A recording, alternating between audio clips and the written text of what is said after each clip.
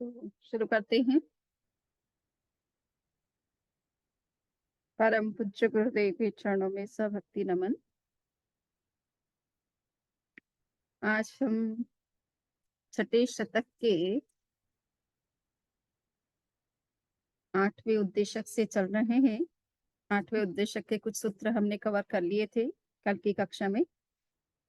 आज हम सूत्र नंबर 151 से ही बात को शुरू कर रहे हैं। कल हमने इस सूत्र की चर्चा की थी। आयुष्य के बंध के साथ 6 बातें निश्चित होती है। जाति, गति, स्थिति, अवगाहना, प्रदेश और अनुभाग, ये 6 बातें सुनिश्चित होती है। तो हम जानते हैं कर्म 8 प्रकार के हैं। उनमें 5वां प्रकार जो है वो आयुष्य कर्म है। और आयुष्य कर्म एक प्रकार से हमारी जीवन शक्ति का निर्माण करता है। यानी हमें कितने समय तक इस जीवन में रहना है, उसके लिए हमें जीने की जो शक्ति चाहिए, जीने का जो बल चाहिए, वो हमें आयुष्य कर्म से मिलता है। अगले जन्म के आयुष्य का बंध वर्तमान जन्म में हो जाता है।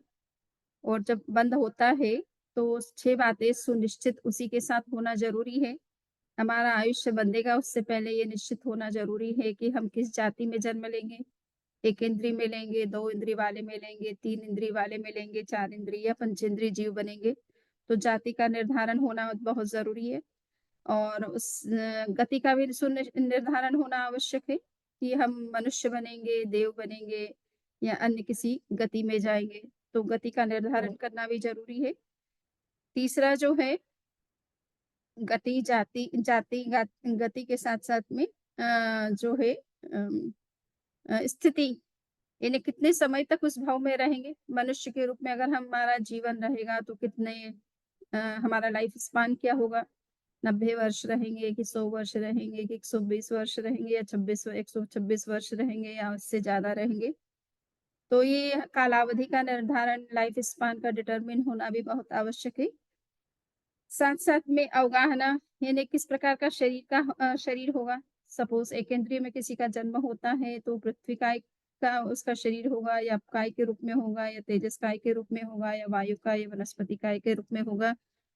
मनुष्य भी बनता है तो मनुष्य के भी शारीरिक रचना अलग-अलग जगह में अलग-अलग कलर वाले मनुष्य दिखते हैं। अफ्रीकन बहुत ब्लैक दिखते हैं, अमेरिकन व्हाइट दिखते हैं, इंडियन रेड दिखते हैं। तो इस तरह से ये भी ज़रूरी है कि ये शारीरिक रचना किस तरह की होगी और किस प्रकार का हमारा शरीर होगा उसमें, उस जन्म में। एंड नेक्स्ट जो है प्रदेश, यानी आयुष्य कर्म के पुद्गलों का भी सुनिश्चय होना ज़रूरी है कि जितना हमारा लाइफ स्पान होगा उसके हिसाब से कर्म पूगल भी उतने होने चाहिए जिससे कि उतना लाइफ हम जो है हमारा बन सके या उतने समय तक हम जीवित रह सके उस गति उस भाव में। एंड विपाक जिसे कहते हैं कि आयुष्य कर्म का जो विपाक है वो किस रूप में होगा। कभी कभी शुभ आयुष्य रूप में होता है, कभी अशुभ आयुष्य होता है। तो जन्म तो हो जाता है, मनुष्य के रूप में भी जन्म हो जाता है, किंतु जीवन भर ही मनुष्य जो है वो दुखी रहता है, समस्या से ग्रस्त रहता है, अभाव से ग्रस्त रहता है, शारीरिक दृष्टि से भी स्वस्थ नहीं रहता है। तो ऐसा कुछ भी अगर उसका अशुभ आयुष्य है, तो मनुष्य बन कर के भी वो दुखी रहता है और शुभ आयुष्य है, तो वो बड़ा सुख का जीवन जीता है। ये कर्म का आयुष्य कर्म किस तरह का हमने बाँधा है, शुभ आयुष्य बाँधा है या अशुभ आयुष्य बाँधा है, उसके अनुरूप हमारा जीवन चलता है। तो ये 6 बातें सुनिश्चित होना बहुत ज़रूरी है और यहाँ पर कहा गया है कि ये एक तरह से निदत्त और अवस्थाएँ होती हैं।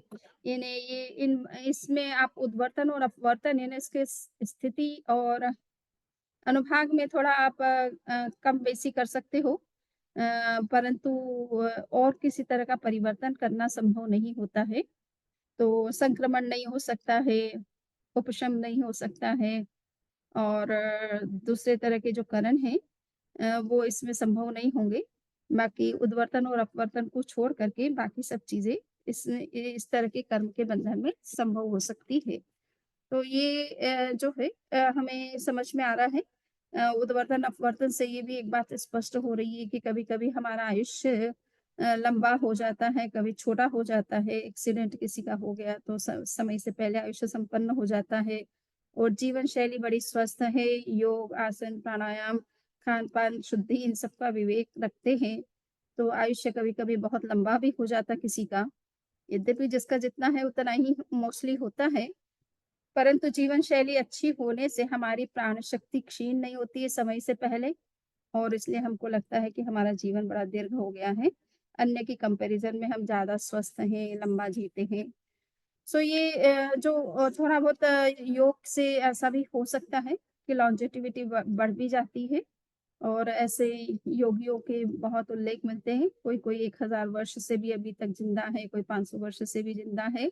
तो ऐसे कई योगी हिमालय में आपको देखने को मिल सकते हैं और किसी कारण से किसी को इस तरह का वरदान मिला है, तो उसके कारण से भी वो चिरंजीवी हो बन जाते हैं। तो ये उद्वर्तन और अपवर्तन पॉसिबल है और थोड़ा आयुष्य के जो शुभ-अशुभ परिणाम हैं, उनमें भी हम परिवर्तन कर सकते हैं पुरुषार्थ के द्वारा।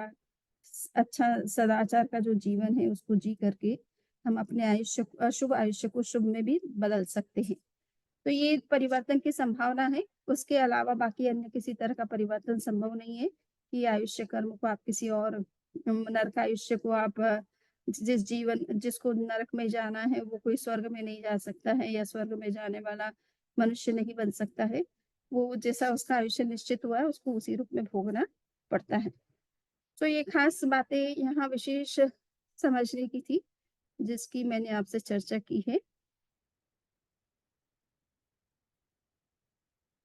और एक बात जो है, ये यहाँ पर निषिक्त निषिक्त करके जो एक शब्द का प्रयोग किया गया है, तो निषिक्त का मतलब होता है कर्म के उदय में आने की एक व्यवस्था होती है कि सारे के सारे कर्म एक ही समय, एक ही साथ उदय में नहीं आते हैं, बल्कि उनमें क्रम होता है। जैसे युद्ध में अगर सैनिकों को भेजा जाता है, तो जितने सैनिक भेजे जाते हैं, तो एक ही साथ सारे ही युद्ध में उतर नहीं जाते हैं। एक टुकड़ी में उनको जो है भेजा जाता है कि कुछ सैनिक पहले जाएँगे, कुछ बाद में जाएँगे, कुछ उसके बाद में जाएँगे।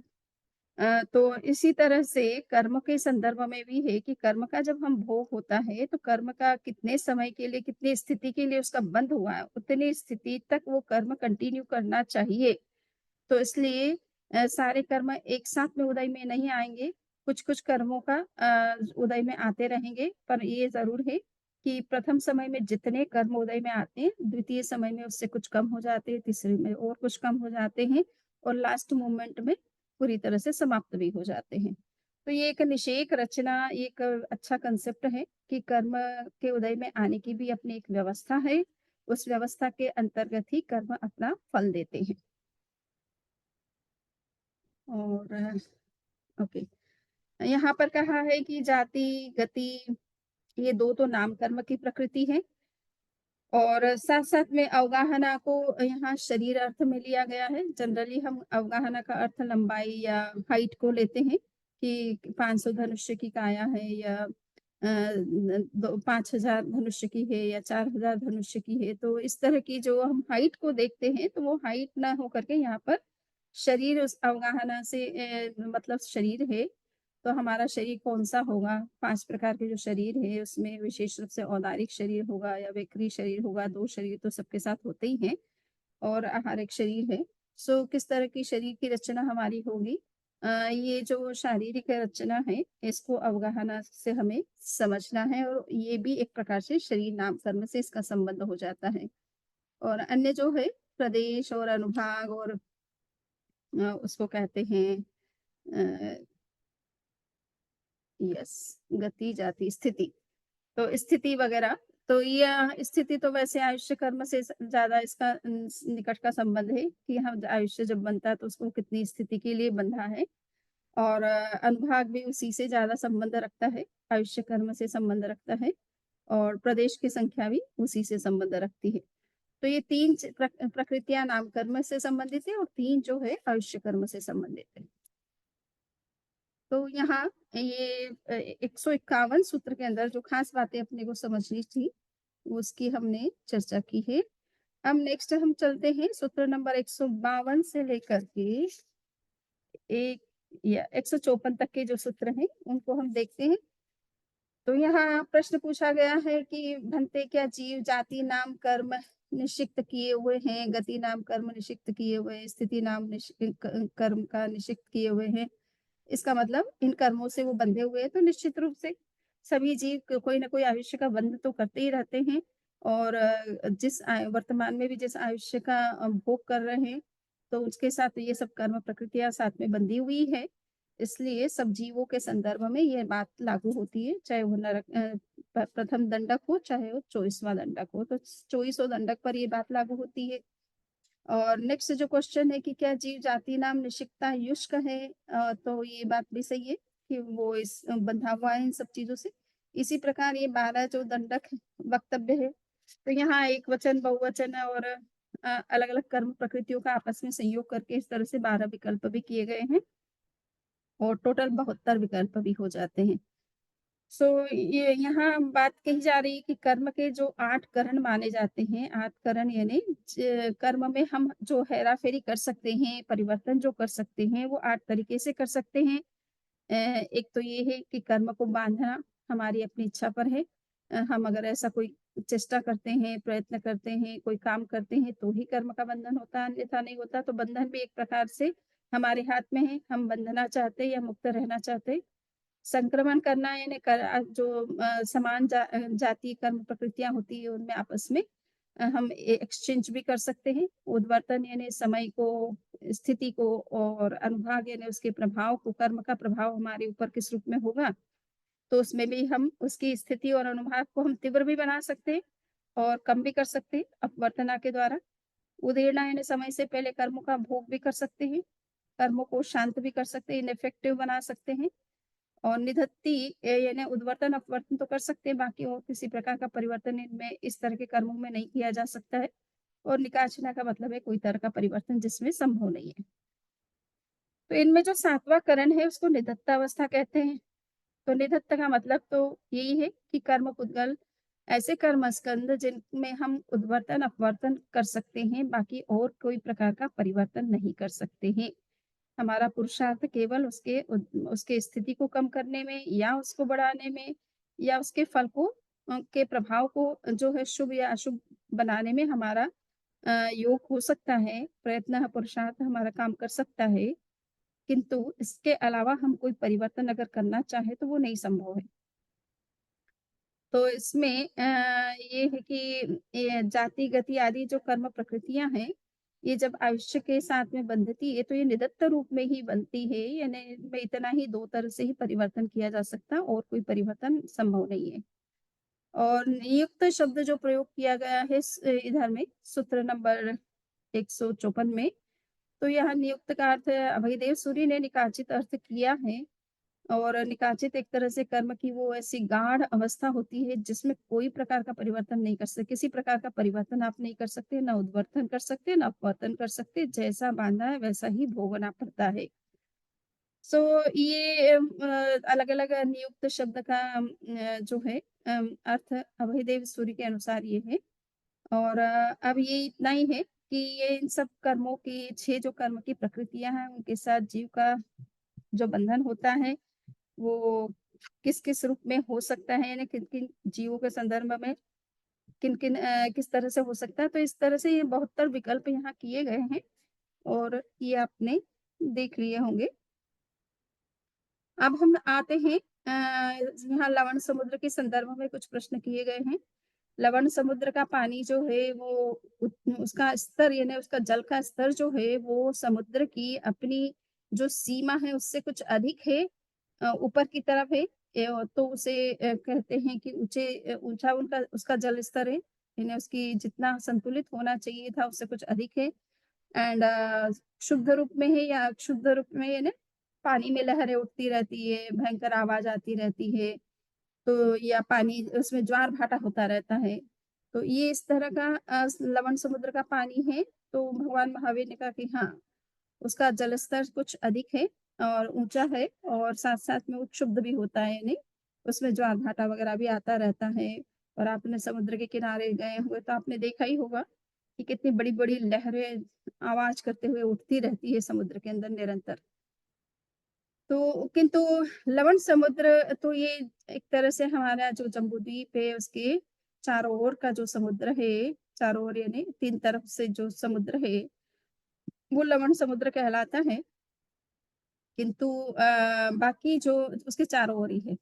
लवण समुद्र जम्बूद्वीप के बाहर ढाई द्वीप के बाहर के जो समुद्र हैं, उन समुद्रों की क्या स्थिति है, तो भगवान महावीर का कहना है कि वो सम जल स्तर के होते हैं, इन्हें उनमें अधिक जल नहीं होता है, उनकी अपनी सीमा के अंदर ही होता है और उनमें ना ज्वार-भाटा होता है और इसका कारण ये बताया है कि वहाँ इस तरह के बादल नहीं बरसते, जिस तरह से लवण समुद्र में बादल बड़े-बड़े बादल बनते हैं, बरसते रहते हैं, उससे पानी की मात्रा बढ़ती रहती है। किंतु अन्य समुद्रों में जो द्वीप से बाहर के जो समुद्र हैं, उनमें जलस्तर जो है समान रहता है क्योंकि वहाँ इस तरह के न तो बादलों का निर्माण होता है, न इस तरह से कोई बारिश-वारिश होती है, तो जलस्तर संतुलित रहता है। सो ये ख़ास अच्छी बात है समझने की, जानने की और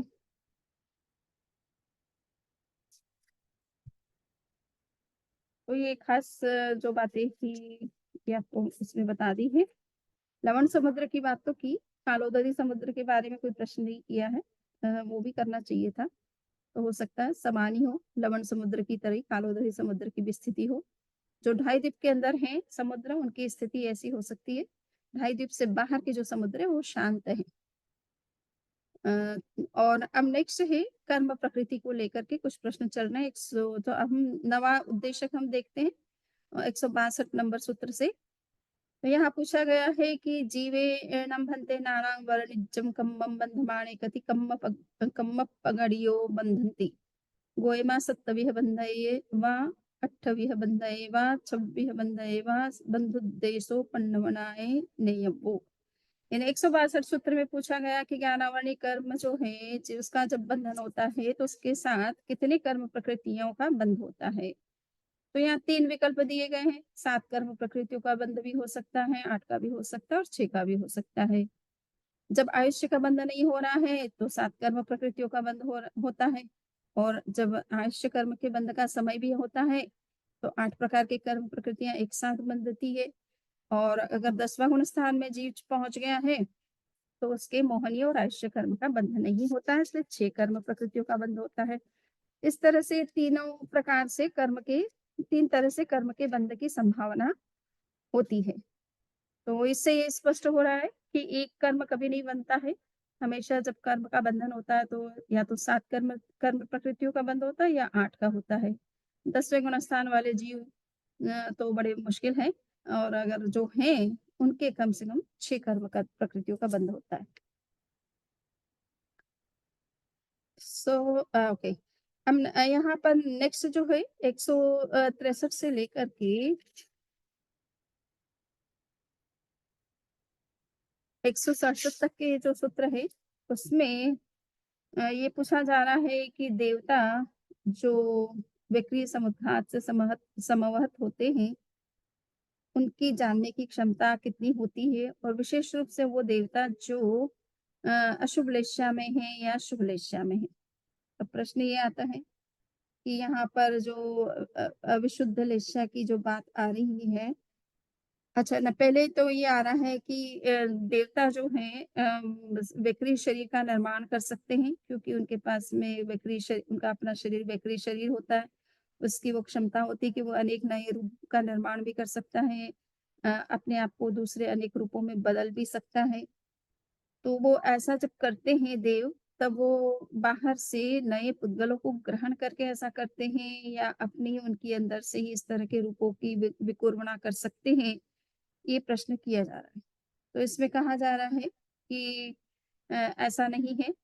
जब कभी देवता चाहे वो एक कलर के, एक ही प्रकार के शरीरों का निर्माण करें या अनेक कलर के अनेक प्रकार के शरीरों का निर्माण करें, उन सब का निर्माण करने में उनको बाहर के जो पुद्गल हैं, उनको ग्रहण करना पड़ता है। विक्रिय वर्गना के जो नए कुछ पुद्गल हैं, उनको ग्रहण करके ही वो ऐसी विकुर्वणा कर सकते हैं, ऐसे रूपों का निर्माण कर सकते हैं। बिना बाहरी पुद्गलों के सपोर्ट के वो ऐसा अपनी शक्ति से केवल नहीं कर सकते हैं। तो ये खास बात है। और फिर पूछा जा रहा है कि वो जो पुद्गल ग्रहण किए जाते हैं, वो पुद्गल कहाँ से लिए जाते हैं? प्रज्ञापक के क्षेत्र से लिए जाते हैं, प्रज्ञापक के पार्श्वाधिक क्षेत्र से लिए जाते हैं, या जहाँ देवी-देवता खड़े हैं उसी क्षेत्र में जो पुद्गल हैं उनको ग्रहण करते हैं, या कहीं अन्यत्र से वो उन पुद्गलों को ग्रहण करते हैं। तो कहा गया है कि वो अपने ही स्थान में जो उपलब्ध हैं, उन्हीं वैक्रिय वर्गना के पुद्गलों को ग्रहण करते हैं, न तो प्रज्ञापक के पार्श्ववर्ती क्षेत्र से ऐसा ग्रहण करते हैं और न ही अन्यत्र किसी स्थान से वो इस तरह का लेते हैं। ठीक है। बाकी यहाँ पर एक बात जो विशेष है, वो है कि सूर्य विज्ञान की विद्या का भी उल्लेख किया गया है और उसमें भी एक माना गया है कि वर्ण, गंध तथा आकार को बदलने की प्रक्रिया होती है और इस तरह का नेचुरल तरीके से भी इस तरह से परिवर्तन होता रहता है और व्यक्ति अगर किसी के पास विक्रिय लब्धि है, शक्ति है, तो वो उसका प्रयोग करके भी इस तरह के रूपों का निर्माण कर सकता है, कलर को चेंज कर सकता है। अगर कृष्ण वर्ण के पुद्गल है तो उनको नील वर्ण में बदल सकता है, नील वर्ण के हैं तो कापोत में बदल सकता है, कापोत वाला तेजस में बदल सकता है। सो ऐसे सभी प्रकार के वर्णों में परिवर्तन भी किया जा सकता है आपस में और ये सूर्यकिरण चिकित्सा जिसको हम कहते हैं, उसके अंतर्गत भी इस तरह के परिवर्तन किए जाते हैं कुछ। तो वो एक तुलनात्मक दृष्टि से इस चीज़ का अच्छा एक अध्ययन कर सकते हैं, कोई शोध कर सकता है आप में से इस विषय को लेकर के। तो एक नई शोध भी सामने आएगी और सिद्धांत की और ज़्यादा स्पष्टता हो जाएगी। सूत्र नंबर 168 से जैसा मैंने कहा कि अविशुद्ध लेशा और विशुद्ध लेशा वाले जो हैं देव वो उसकी जानने और देखने की क्षमता को लेकर के प्रश्न किया गया है। वो किन चीज़ों को देख सकते हैं, नहीं देख सकते। सो यहाँ पर प्रश्न है कि अविशुद्ध लेशा वाले जो देव होते हैं, जो असमोहत है असमोहत का मतलब है कि समुद्घात की प्रक्रिया में जो प्रविष्ट नहीं है, यानी समुद्घात वगैरह नहीं किया हुआ है, बट उनकी अपनी जानने की क्षमता कितनी है। सो वो असमवत आत्मा के द्वारा विशुद्ध लेशा वाले देव-देवी अथवा अन्य किसी को जानता है या देखता है, तो ये भगवान महावीर ने कहा कि ये अर्थ संगत नहीं है, यानी ये ऐसा नहीं होता है कि जिसकी लेशा अगर शुद्ध नहीं है, इसका मतलब है कि वो देव विभंग ज्ञानी है, अवधि ज्ञानी नहीं है तो उसकी लेशा जो है शुद्ध नहीं है।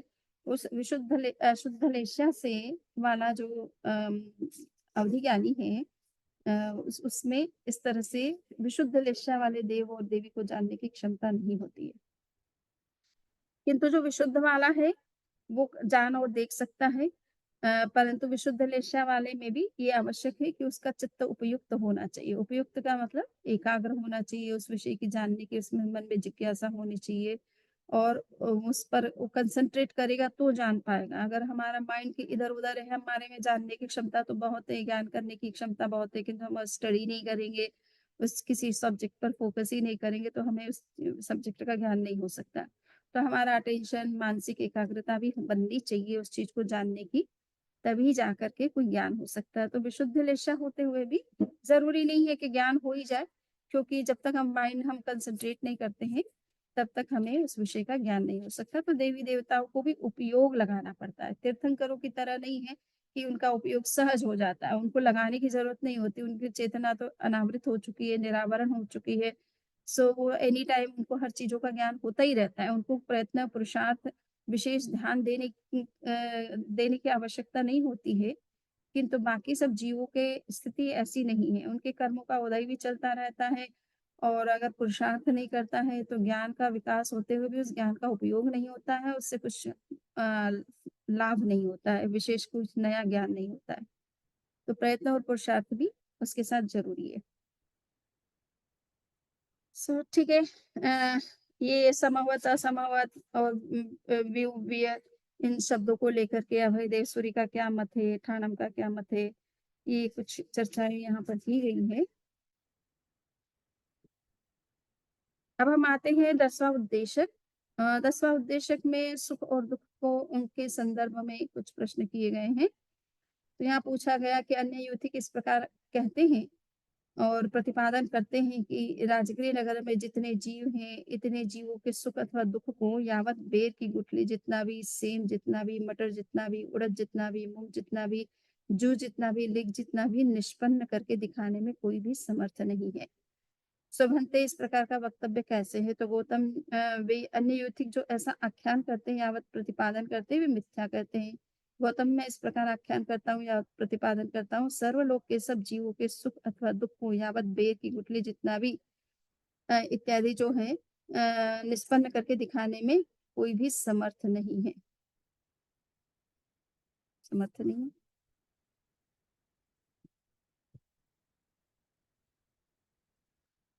तो ये किस अपेक्षा से तो गौतम यह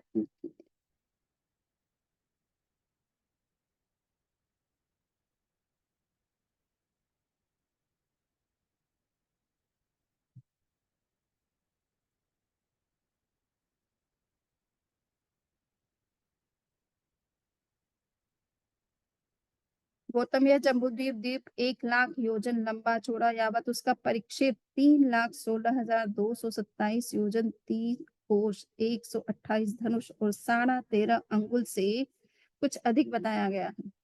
महान रिद्धि वाला यावत कोई महान सामर्थ्य वाला देव विलेपन सहित पिटक को लेकर उसे खोलता है खोलकर यावत यह रहा इस प्रकार कहकर संपूर्ण जम्बूद्वीप में 3 बार चुटकी बजाने जितने समय में 21 बार घूमकर शीघ्र ही आ जाता है। गौतम क्या वह संपूर्ण जम्बूद्वीप द्वीप उन नासिका ग्राह्य पुद्गलों से स्पष्ट हुआ? हाँ स्पष्ट हुआ। गौतम उन नासिका ग्राह्य पुद्गलों को बेर की गुठली जितना भी सेम जितना भी मटर जितना भी उड़द जितना भी मूंग जितना भी जौ जितना भी और लीख जितना भी निष्पन्न करके क्या कोई दिखाने में समर्थ है? ये अर्थ संगत नहीं है। गौतम इसीलिए यह कहा जा रहा जीव के सुख अथवा दुख को यावत दिखाने में कोई भी समर्थ नहीं है। तो प्रश्न में भी नहीं डाल दिया और उत्तर में भी नहीं, तो उत्तर तो सही हो गया है, प्रश्न गलत कैसे हुआ? सुख और दुख संवेदन है, उन्हें पौद्गलिक पदार्थ के समान प्रदर्शित नहीं किया जा सकता है। राजगृह में कुछ दार्शनिक इस सिद्धांत का प्रतिपादन कर रहे थे। राजगृह में जितने जीव है उनके सुख दुख को बेर की गुठली जितना रूप देकर भी दिखाया नहीं जा सकता है। गौतम ने इस प्रतिपादन के विषय में भगवान महावीर से पूछा, तब भगवान ने कहा केवल राजगीर के जीवों का प्रश्न नहीं है, सब जीवों के सुख दुख को भी बेर की गुठली जितने आकार में प्रदर्शित नहीं किया जा सकता। इसका हेतु यह है कि संवेदन जीव को होता है और पदार्थ से भिन्न है। पदार्थ दृश्य हो सकता है, ज्ञान संवेदन और अनुभव ये जीव के लक्षण है, इसलिए दृश्य नहीं बनते हैं। तो चलिए ये प्रश्न को हमें इस रूप में समझना है कि ये राजगृह के संदर्भ में नहीं, सब जीव मात्र के संदर्भ में लागू होता है। इसलिए ये कहना कि राजगृह के लोग ऐसा नहीं कर सकते या वहाँ के जीव ऐसा नहीं कर सकते हैं, तो ये प्रश्न का तरीका सही नहीं है भगवान महावीर की दृष्टि में। ये जीव मात्र की यही स्थिति है, क्योंकि सुख और दुख का जो संवेदन होता है वो एक प्रकार का सेंसेशन जो है वो भी एक प्रकार का ज्ञान है, और ज्ञान चूंकि चेतना से संबंधित है और चेतना अमूर्त होती है, उसको दिखाना संभव नहीं है। इसलिए कोई भी इस तरह की सुख दुख की जो हमारी अनुभूति होती है या वेदना का हमें जो अनुभव होता है या पीड़ा का अनुभव होता है, उसे दिखाना किसी के लिए संभव नहीं है। सुख दुख के संवेदन से शारीरिक प्रतिक्रियाओं को मनोविज्ञान प्रत्यक्ष दर्शन अनुमान और सूक्ष्म छायांकन के द्वारा जाना जा सकता है, किंतु उन्हें पदार्थ के आकार में प्रदर्शित नहीं किया जा सकता है। तो वर्तमान में ये है कि कुछ मशीनें इस तरह की आ गई है जिससे थोड़ा आपको ये पता चल सकता है कि इसको कितना पेन होगा इस कंडीशन में। तो ये सूक्ष्म जो छायांकन होता है यानी फोटोग्राफी होती है, आजकल स्कैन थेरेपी होती है। उससे आभा मंडल को का फोटो लिया जाता है और आभा मंडल में किस तरह के परिवर्तन हो रहे हैं, उससे आपके स्वास्थ्य में क्या सुधार हो रहा है या क्या संभावनाएं बन रही है, उन सब चीजों को थोड़ा बहुत जान सकते हैं। अनुमान से हम एक जान सकते हैं कि किसको कितनी वेदना होगी, बट उसे दिखाना एक पदार्थ की तरह वस्तु को हाथ में लेकर के जैसे दिखाया जाता है, वैसे कोई पेन को दिखाया नहीं जा सकता है।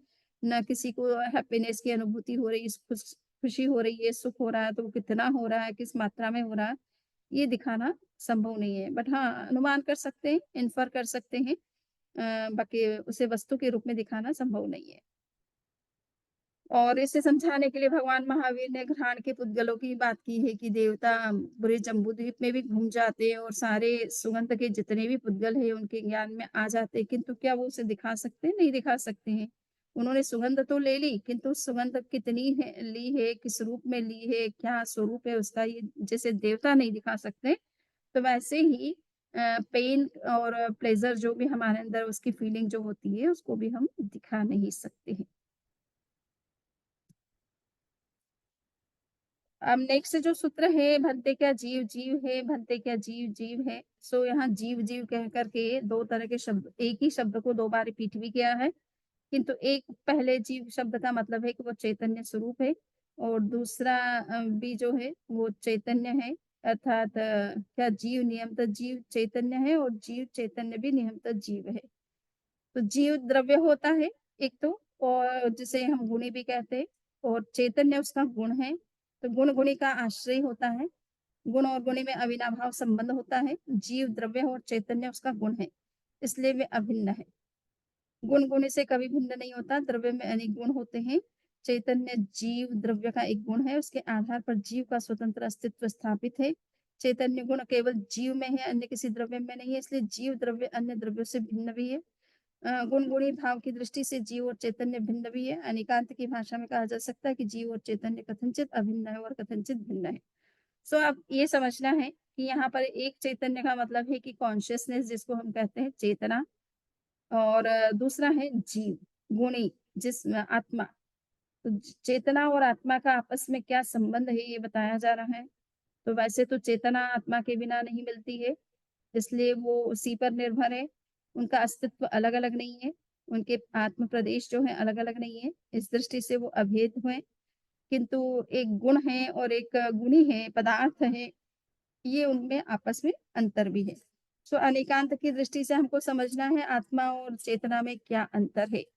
वर्तमान में विज्ञान के लोग जो हैं वो चेतना शब्द का ही प्रयोग करते हैं, क्योंकि आत्मा अभी उनके जो है पहुँच से बाहर है, उनकी समझ से बाहर है। उसको देखना, जानना उनके लिए अभी कोई नामुमकिन है। उनके पास ऐसे कोई उपकरण नहीं है जिससे कि आत्मा जैसे द्रव्य को, अमूर्त द्रव्य को कैच कर पाएँ, डिटेक्ट कर पाएँ, उसकी स्टडी कर पाएँ, उस पर कोई तरह का एक्सपेरिमेंट कर पाएँ।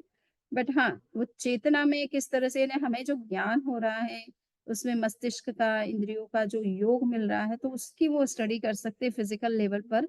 अतीन्द्रिय ज्ञान के बारे में भी उनके लिए जानना संभव थोड़ा कठिन होता है। बट हाँ, उससे हमारे मस्तिष्क में किस तरह के कनेक्शन बनते हैं, न्यूरल कनेक्शंस बनते हैं, या हमारी इंद्रियों में किस तरह का विकास हो जाता है, जानने की कितनी क्षमता बढ़ जाती है, ये थोड़ा बहुत वो स्टडी करके बता सकते हैं। तो उनके हिसाब से भी ये है कि चेतना को तो वो जानते हैं, किंतु आत्मा का के साथ उसका क्या संबंध, इसे नहीं जानते हैं। तो यहाँ ये स्पष्ट होता है कि आत्मा एक द्रव्य है और चेतना उसका एक गुण है, और ये उसका विशिष्ट गुण है, उसकी पहचान है एक तरह से। बिना चेतना के जीव जीव नहीं होता है, या कोई भी द्रव्य को आप जीव नहीं कह सकते यदि वो उसमें चेतना नहीं। तो जो भी जीव द्रव्य कहलाते हैं, वो चाहे पृथ्वी हो, पानी हो, अग्नि हो, वायु हो, वनस्पति हो, वो तभी जीव कहलाते हैं जब उनमें चेतना पाई जाती है, और चेतना जहाँ है वहाँ आत्मा निश्चित रूप से है, जहाँ आत्मा है वहाँ चेतना निश्चित रूप से है। कुछ लोग, विज्ञान के लोग और दूसरे लोग उसमें पेड़ों में चेतना तो मानते हैं, लाइफ तो मानते हैं, किंतु आत्मा नहीं मानते। ऐसे भी कुछ कंसेप्ट लोगों के हैं। तो हमें ये समझना है कि गुण और गुणी में आपस में अभेद संबंध होता है, यानी एक है तो दूसरा वहां पर होगा ही, उसके बिना वो हो ही नहीं सकता है। तो इसलिए इनमें जो है व्यक्ति संबंध है, और वो भी यूनिवर्सल संबंध है। यूनिवर्सल है ना, हमेशा के लिए उसी तरह से उनका आपस में संबंध बना रहना है। हर कंडीशन में वो एक दूसरे के साथ जुड़े रहेंगे, अलग कभी होंगे ही नहीं। सो इनसेपरेबल उनका रिलेशन होता है, जिसको हम दर्शन की भाषा में समवाय संबंध कहते हैं। समवाय संबंध, गुण और गुणी के बीच का जो संबंध है वो समवाय संबंध कहलाता है। दो द्रव्यों के बीच का जो संबंध है वो संयोग संबंध कहलाता है। संयोग को आप वियोग में बदल सकते हैं, दो चीजें अलग अलग हैं, उनको जब आप जोड़ते हैं तो उनको अलग भी कर सकते हैं। किंतु जो चीज़ें आपने कभी जोड़ी ही नहीं, वो हमेशा से जुड़ी हुई है, आपस में मिली हुई है, तो उनको आप सेपरेट भी कर नहीं कर सकते हो। तो इस तरह की जो चीज़ें होती हैं, वो चीज़ें नहीं है एक्चुअल में। वो वास्तव में एक गुण है और एक गुणी है, इसलिए उनका सेपरेशन पॉसिबल नहीं होता है। तो और उस गुण के बिना उस गुणी का भी कोई अस्तित्व नहीं रहता है, उसकी पहचान भी समाप्त हो जाती है। तो इस दृष्टि से हम देखें तो चेतना और जीव द्रव्य में गुण और गुणी का आपस में संबंध है। तो ये 134 वाला सूत्र जो है ये बहुत ही महत्वपूर्ण सिद्धांत है एक तरह से, और दर्शन का एक विशिष्ट सिद्धांत है। इसी के आधार पर जीव की जो पहचान है, वो उसकी चेतना है, उसका ज्ञान और उसका दर्शन है। 175वां वाला सूत्र है, तो भन्ते क्या जीव नैरेयिक है, क्या नैरेयिक जीव है? सो गौतम नैरेयिक नियमतः जीव है, जीव स्यात् नैरेयिक है और स्यात् नैरेयिक नहीं है। अब यहाँ पर ये देखिए कि नैरेयिक होना ये जीव की एक अवस्था है और ये अवस्था ज़रूरी नहीं कि सब जीवों की हमेशा होती रहे या जो नरक में जो उत्पन्न हो चुके हैं, नैरेयिक कहलाते हैं, वो हमेशा भी नैरेयिक ही बने रहेंगे, ऐसा संभव नहीं है। तो यहाँ पर कहा गया कि जीव जो नैरेयिक जो होते हैं, वो निश्चित रूप से जीव तो होते ही है, किंतु जो जीव हो वो निश्चित रूप से नैरेयिक हो ये ज़रूरी नहीं है। सब जीवों की गति जो है नरक गति नहीं होती है, कोई मनुष्य गति में होता है, कोई देव गति में होता है, कोई तिर्यंच में होता है। तो ऐसे इस कारण से नरक नैरेयिक और जीव के बीच में जो संबंध है वो एक तरफ़ा संबंध है। एक तरफ़ा संबंध इन द सेंस कि अगर वो नैरेयिक है तो वो निश्चित रूप से जीव है, किंतु जीव है वो निश्चित रूप से नैरेयिक नहीं हो सकता है। ठीक है ना? वो हो भी सकता है, नहीं भी हो सकता, उसमें बचना है। दोनों तरह के विकल्प घटित होते हैं। इसी तरह से असुर कुमार के संदर्भ में प्रश्न किया गया है। वैमानिक और अन्य इसी प्रकार वैमानिक देवों तक सभी जो दंडक हैं, उनको हमें समझना है। नेक्स्ट जो 178वां वाला सूत्र है, भन्ते क्या जो जीता है वह जीव है अथवा जो जीव है वह जीता है? तो ये प्रश्न के उत्तर में भगवान कहते हैं जो जीता है वह नियमतः जीव है और जीव शायद जीता है और शायद नहीं जीता है। अब बहुत ही ये अच्छा प्रश्न है। ये नहीं ज़रूरी नहीं है कि जहाँ जीव है वहाँ लाइफ भी हो। हाँ, किंतु जहाँ लाइफ है वहाँ तो जीव ज़रूर है। ठीक है ना? सो जैसे सिद्धों का शरीर नहीं है। तो और वो किसी तरह के जो हम बाह्य जो प्राण होते हैं, उन प्राणों पर वो आधारित नहीं है क्योंकि जीने का मतलब होता है कि जिसके में अंदर प्राण शक्तियाँ होती है और वो चूँकि शरीर मुक्त हो चुके हैं, तो इसलिए जो द्रव्य प्राण हैं, वो उनमें पाए ही नहीं जाते हैं। तो इस वजह से उनको उनके अंदर हम वो जीते हैं जीते हैं का मतलब वो शरीर के रूप में या प्राणों से जीते हैं, ऐसा नहीं है। वो अपनी ही शक्ति से जीते हैं, जिसको भाव प्राण कहते हैं। ज्ञान, दर्शन, आनंद और शक्ति ये उसके उनके भाव प्राण हैं। सो द्रव्य प्राणों के आधार पर सिद्धों का जीवन नहीं है। तो इसलिए यहाँ पर विकल्प कहना भी सही है। भन्ते क्या जो जीता है वह नैरेयिक अथवा जो नैरेयिक वह जीता है। सो नैरेयिक नियमतः जीता है और जो जीता है वह शायद नैरेयिक है, शायद नैरेयिक नहीं है। तो ये बात भी आपको समझ में आ गई। इसी तरह वैमानिक तक के जो दंडक है वो समझ में आ गए हैं। क्या जो भव सिद्धिक है वह नैरेयिक है अथवा जो नैरेयिक है वह भव सिद्धिक है? तो गौतम जो भव सिद्धिक है वह शायद नैरेयिक है, शायद नैरेयिक नहीं है। नैरेयिक भी शायद भव सिद्धिक है, शायद अभव सिद्धिक है।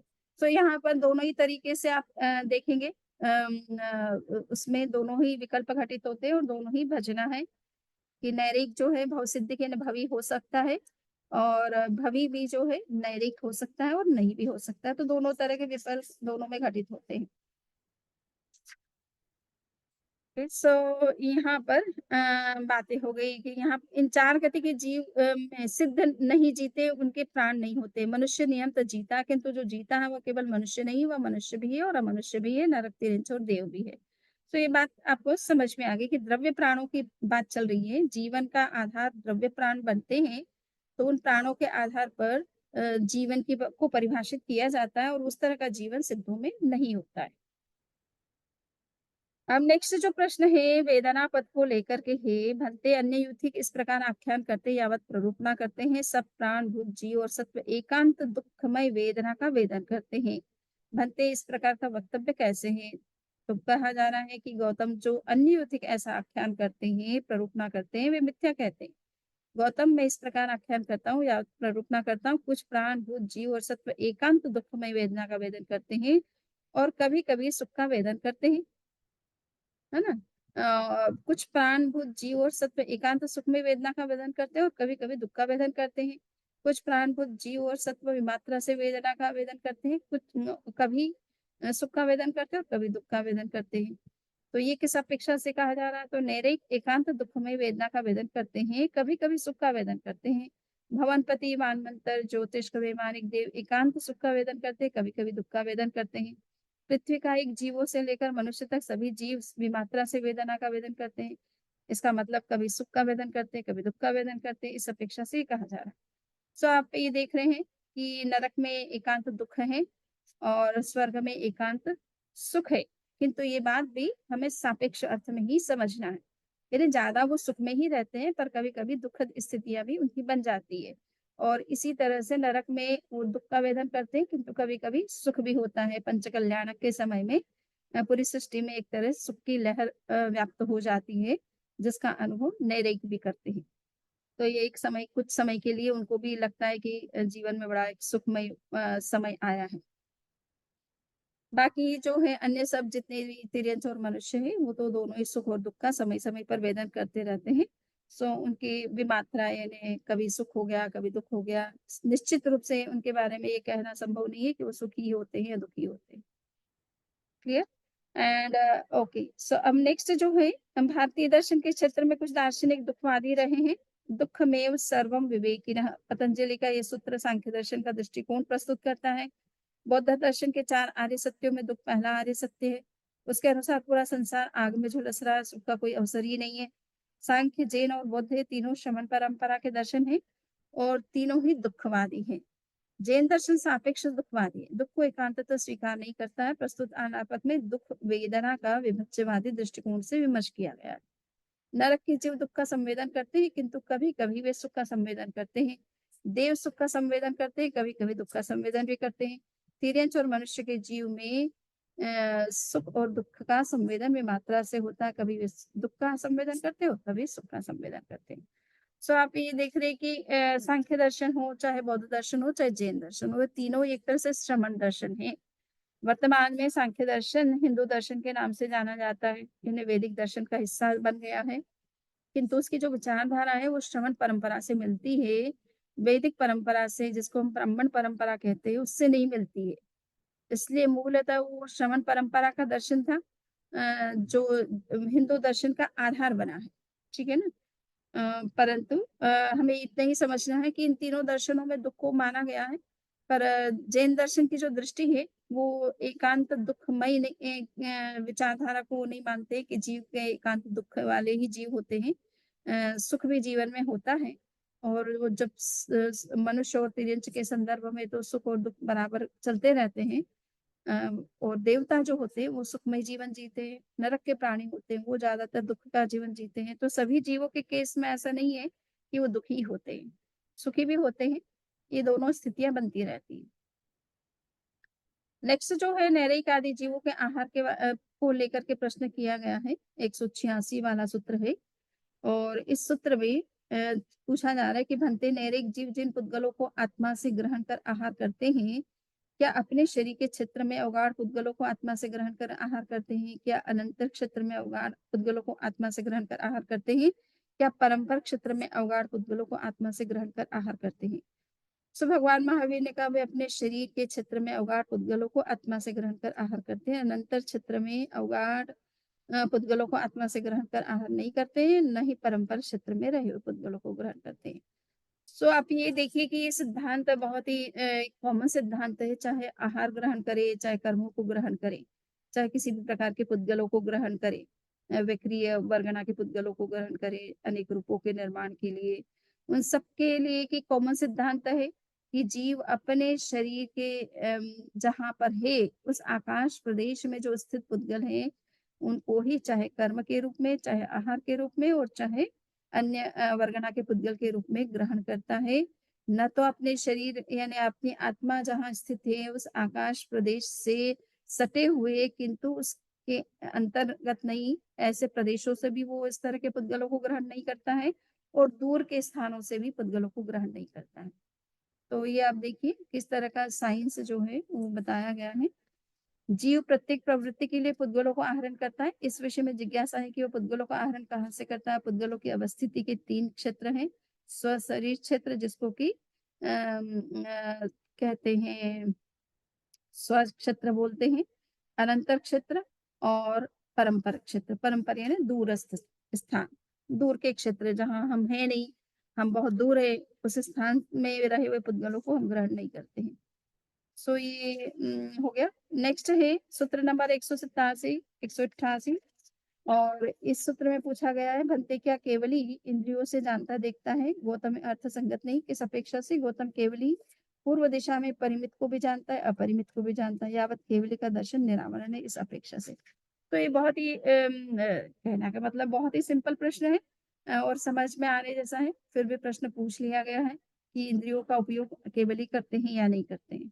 ये समझने के लिए अच्छा है, ये भी प्रश्न और भगवान महावीर ने कहा कि वो इंद्रियों का उपयोग नहीं करते हैं और क्यों नहीं करते हैं? क्योंकि वो जिन भी चीज़ों को देखते हैं, वो केवल एक सीमित संख्या में ही नहीं देखते, सीमित क्षेत्र में ही नहीं देखते, सीमित काल में ही नहीं देखते हैं, सीमित पर्यायों के साथ ही नहीं देखते हैं, बल्कि वो असीमित पर्यायों को, असीमित द्रव्यों को, असीम काल, असीम क्षेत्र में रहे हुए पदार्थों को भी देखते जानते हैं। तो इंद्रियों की फिर उत वहाँ तक पहुँच नहीं होती है।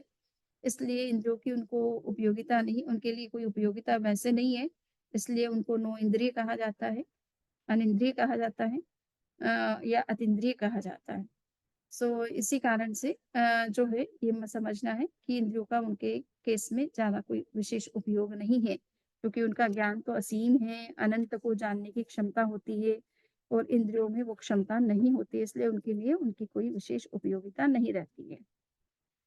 सो जीवों का सुख और दुःख जी ये सब चीज़ें आपने देख लिया इस 10वें उद्देश्यक में जो है बहुत कई महत्वपूर्ण दार्शनिक प्रश्न लिए गए हैं और उनका उत्तर भगवान महावीर ने जो दिया है, वो काफ़ी अच्छा आंसर है। सो अब आपके अगर कोई प्रश्न है, तो इसी के साथ ये छठा शतक आपका पूरा हो गया है। अब 1 शतक रह गया है जिसको हम आपके एग्ज़ाम से आने से पहले-पहले फिनिश करते हैं, ठीक है? अब किसी के कोई प्रश्न है, तो वो कर सकते हैं।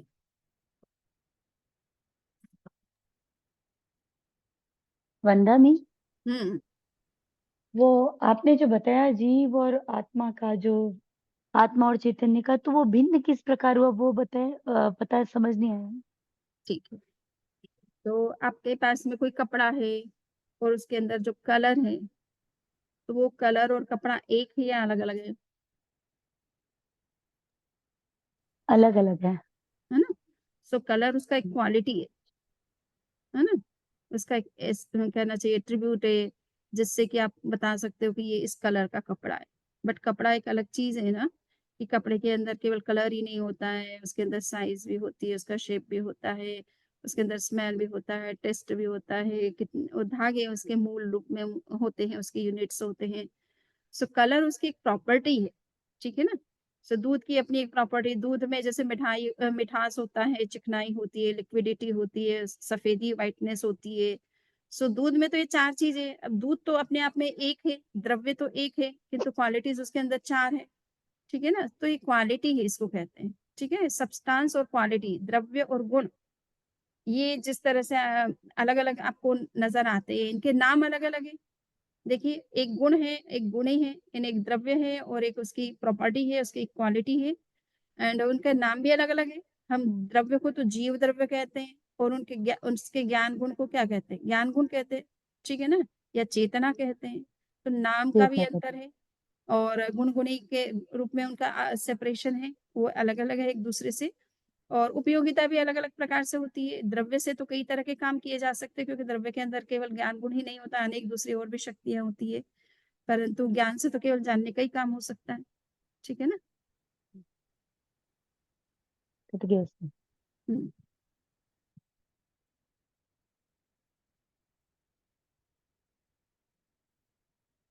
और कोई प्रश्न है किसी का?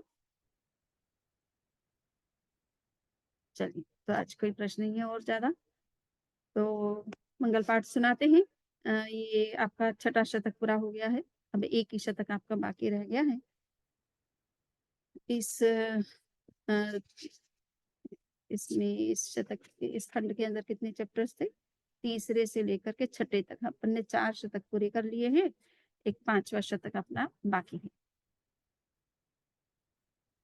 चत्तारि मङ्गलम् अर्हन्तामङ्गलं सिद्धामङ्गलं साहुमङ्गलं केवली पुनत्तो धम्मो मङ्गलम् चत्तारि लघुत्तमा अर्हन्ता लघुत्तमा सिद्धा लघुत्तमा साहु लघुत्तमा केवली पुनत्तो धम्मो लघुत्तमो चत्तारि शरणं प्रवक्ष्यामि, अर्हन्ते शरणं प्रवक्ष्यामि, सिद्धे शरणं प्रवक्ष्यामि, साहू शरणं प्रवक्ष्यामि, केवली पुन्नतं धम्मं शरणं प्रवक्ष्यामि, विघ्नहरं मंगलकरं स्वाम भिक्षुरो नाम गुण ओलख सुमिरन किया सरे अचिंत्य। वंदामि शमने हम्म। हम आपके आभारी हैं। कृतज्ञोस्मि, नामिनल हम आपके आभारी हैं। हम्म। कृतज्ञोस्मि, हम आपके आभारी हैं। कृतज्ञोस्मि, हम आपके आभारी हैं। चलिए वंदा, मुझे कुछ पूछना। बोलिए। अब किसी को लीड वंदानी करना है तो कर सकते हैं, सुनना है तो सुन सकते हैं। हाँ बोलिए। शतक नंबर 6 में उद्देश्य नंबर 4 है, हम्म। उसमें जो प्रदेश और अप्रदेश प्रदेश वाला है उसको हम्म। लर्न करने की कोई ट्रिक है? जैसे आ जाएगा कि आहारक के बाद वाले सारे लिखो या संगी के बाद वाले सारे लिखो, तो फिर उसमें क्या 3 कहाँ 6 कहाँ लिखना और क्रम से कैसे लिखना? सूत्र नंबर कौन सा है? अच्छा, सप्रदेश और अप्रदेश ना। हाँ, okay। हम यहाँ कई तरह के ये हाँ, भंग बता रखे हैं, तो ये आप या अपेक्षा तो क्या है, वो भी नहीं, पूछना था। इन भंगों को हम्म थोड़ा सा देख सकते हैं काला किस, या तो जीवों के संदर्भ में देख लीजिए। एक जीव की बात की जा रही है, एक नारक यावत एक सिद्ध की बात की जा रही है, और अनेक जीव और अनेक नारक यावत तथा एक इंद्रिय वर्जित शेष दंडक और सिद्ध के बारे में बात की जा रही है, और एक इंद्रिय जीवों के बारे में बात की जा रही है। फिर आहारक के संदर्भ में, फिर अनाहारक के संदर्भ में, फिर भव्य अभव्य नौ भव्य नौ भव्य। तो ये थोड़ा सा आपको इसको देखिए चार्ट तो बना करके दे दिया है। अब इस चार्ट को आपको लर्न करना है, थोड़ा सा दिमाग में बिठा ले कि क्या चीजें जो हैं वो कॉमनली सभी में लागू हो रही है, और क्या अलग से विशेष है जो एक पर्टिकुलर कैटेगरी पर ही लागू होती है। बस उसी को थोड़ा सा अगर मार्क करेंगे तो ध्यान में रहेगा, बाकी चीजें तो कॉमनली सब पर ही अगर सपोज लागू हो रही है, तो उसको मूल सामान्य कॉमन नियम तो सबके लिए यही है कि एक ही समय हुआ है तो अप्रदेशी है, और एक से अधिक समय हुआ तो सप्रदेशी है। क्लियर? हम्म ठीक है ना। जैसे 3 अब और 6 में अब कहाँ मान लीजिए डिफरेंस? कि एक जीव इन जनरल जब प्रश्न पूछा जाए तो वो सप्रदेशी अप्रदेश, वो सप्रदेशी ही है, अप्रदेशी उसको नहीं कहना है, क्योंकि जीव तो हमेशा से है। ठीक है। बट बाकी अन्य जीवों के संदर्भ में किसमें थोड़ा विशेष विकल्प की संभावना दिखाई दे रही है, तो वो थोड़ा सा नोट करिए, तो मेरे ख्याल से याद रह जाएगा। जैसे 3 और 6 लर्न करने में दिक्कत हो रही है कि कहाँ 3 भंग होंगे, कहाँ 6 भंग होंगे। 3 छह और भंग 6 में विशेष रूप से जब आप उसको एक वचन और बहुवचन की अपेक्षा से जब विचार करते तब वो 6 भंग हो जाते, है ना। एक जीव को लेकर के प्रश्न कर रहे हैं या अनेक जीवों को लेकर प्रश्न कर रहे हैं। कभी कभी एक जीव के केस में जो चीजें लागू होती है वो अनेक जीवों के केस में नहीं लागू होती है, या उसमें फिर विकल्प हो जाता है, भजना हो जाती है। इसलिए एक वचन और बहुवचन वाले दोनों तरह के प्रश्न पूछे जाते हैं। क्लियर? तो थोड़ा सा उसको मार्क कर ले कि ये एक वचन के संदर्भ में 3 भंग जो है वो एक वचन को लेकर के है, 3 भंग बहुवचन को लेकर के हैं, और वो किन जीवों के संदर्भ में है। थोड़ा सा अगर उसको ध्यान दे करके करेंगे तो हो सकता है याद रह जाएंगे। तय। और ठीक है। एक और था मेरा कुछ कुछ कि भंग ऐसे हैं कि जो बहुवचन के संदर्भ में है, ठीक है ना, और कुछ एक हम्म वचन के संदर्भ में, और कुछ दोनों के को लेकर के है। ये खास हम्म। मूल क्राइटेरिया समझना है। और दूसरा ये है कि ये देखना है कि वो इन जनरल पूछा जा रहा है या स्पेसिफिक किसी जीव को रेफर करके प्रश्न किया जा रहा है। जीव इन जनरल पूछा जा रहा है, या नरक के संदर्भ में नरक नरक के बारे में प्रश्न हो रहा है, देव के बारे में प्रश्न हो रहा है, पर्टिकुलर जीव को लेकर के हो रहा है, तो उसमें थोड़ा सा जो है उसमें विकल्प हो सकते हैं। तैती। एक बात और है, शतक नंबर 6 के उद्देश्य नंबर 9 है, उसमें जो हाँ। हमने आज पढ़ा 163 और 167 सूत्र का भाष्य है, उसमें हम्म। बाहरी पुद्गलों के विषय में 3 विकल्प हो सकते हैं, हम्म। इहगत, तद्गत, कर- अन्यत्रगत। तो हम्म। प्राज्ञापक शब्द का मतलब? हाँ, ये है कि जो मैं जो समझती हूँ एक बार के लिए, कि प्राध्यापक का मतलब होता है जो इस बात की चर्चा कर रहा है। सपोज मैं आपसे अभी बात कर रही हूँ, आपने मुझे प्रश्न पूछा और मैंने उसका उत्तर दिया, तो मेरे क्षेत्र के पुद्गलों को वो ग्रहण कर रहे हैं या खुद के क्षेत्र के पुद्गलों को ग्रहण कर रहे हैं या किसी और दूरस्थ क्षेत्र के पुद्गलों को ग्रहण कर रहे हैं। तो प्रज्ञापक उसको स्पेशली जिससे प्रश्न किया जाता है उसको प्रज्ञापक कहा जाता है। तो ज्योतिष जब दिशाओं का निर्धारण होता है ना, तो उसमें एक दिशा होती है प्रज्ञापक दिशा। यानी मैं अगर मान लीजिए मुझसे कोई प्रश्न कर रहा है और मेरा मुंह जो है पश्चिम दिशा में भी होगा तो भी उसको उत्तर दिशा मान कर पूर्व दिशा मान करके मैं कोई प्रश्न का आंसर करती हूँ। तो ये मेरे द्वारा एक निर्धारित जो है दिशा है। जब एक्चुअल में तो वो पश्चिम दिशा है, पर मैं उसे पूर्व दिशा मान करके अपना कैलकुलेशन करती हूँ और मेरे मेथड से मैं उसको आंसर करती हूँ सपोज। तो मेरे द्वारा भी दिशाओं का यानी जिस तरफ प्रज्ञापक उत्तर देने वाला का मुख होता है वो पूर्व दिशा होती है। ठीक है, वो प्रज्ञापक दिशा कहलाती है। ठीक है, तो प्रश्नकर्ता का जो क्षेत्र है उसको प्रज्ञापक दिशा समझना चाहिए। क्योंकि मैंने भी कोशिश किया कि इसमें कहीं भी उसका आंसर नहीं दिया गया है और दिशाओं के संदर्भ में जो प्रज्ञापक दिशाओं का निर्णय किया जाता है वो इसी आधार पर किया जाता है कि जिससे प्रश्न किया जा रहा है वो जिस तरफ मुख करके बैठा है उस दिशा को पूर्व दिशा माना जाता है, चाहे वो पश्चिम हो, चाहे उत्तर हो, चाहे दक्षिण हो। कृतिज्ञोष्मी हम्म, वंदना में। ठीक है।